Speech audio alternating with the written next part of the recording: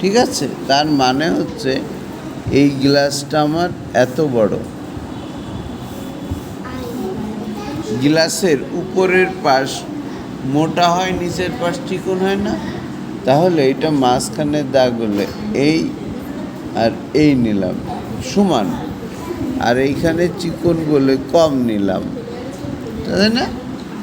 নিয়ে এইখান থেকে একটা দাগ সোজা টানলাম এইখানে, এইখান থেকে একটা দাগ সোজা টানলাম এইখানে, টেনে এইবার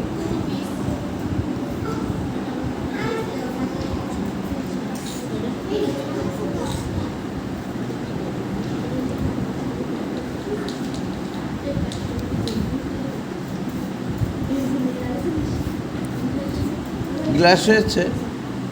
এইবার এই গ্লাসে মনে করো এই পরিমাণ পানি আছে,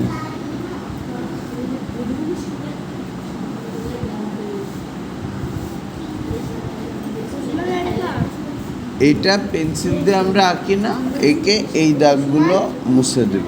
ঠিক আছে, বুঝতে পেরেছ? আচ্ছা, এটা গেল।